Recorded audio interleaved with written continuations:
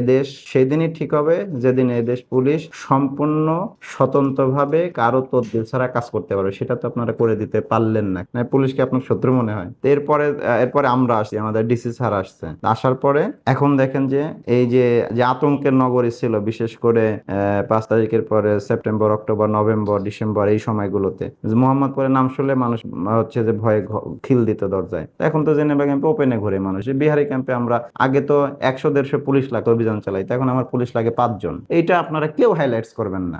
আপনারা চান যে জেনেভা ক্যাম্প কালকে জান্নাত হবে, এখানে স্বয়ং জান্নাতের হুর নেমে আসবে, এরকম চান। আমার 10টা পুলিশ হাতে ধরাই দিয়ে এরকম চান আপনারা। জেনেভা ক্যাম্প একটা অপরাধের আখড়া, এখানে ধীরে ধীরে ধীরে ধীরে উন্নতি হবে। এটা আমরা করতেছি। এটা দেখেন যে আমরা আগের চেয়ে ভালো করছি কিনা। আপনি সব ঘটনা ভালো।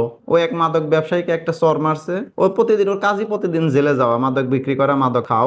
ও মাদক বিক্রি না করলে বউ মাদক বিক্রি করে, ও জেলে গেলে। আমি বলছি যে আমরা ঘটনা দেখছি, আমরা এটা তদন্ত করতেছি, যে দোষী তাকে আমরা ব্যবস্থা নেব।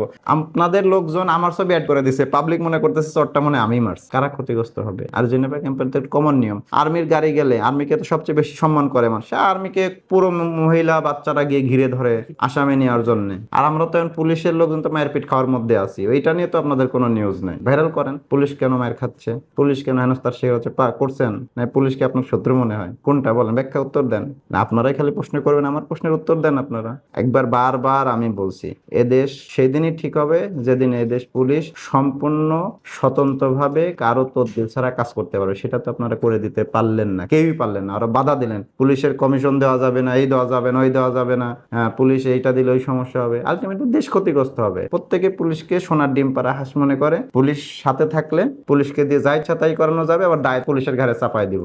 এই কাজই তো হয়েছে গত শত বছর ধরে। প্রত্যেকটা সরকারে সেই কাজ করছে। এখন সুযোগ ছিল জুলাইয়ে যে পুলিশকে সুন্দরভাবে সাজানোর জন্য।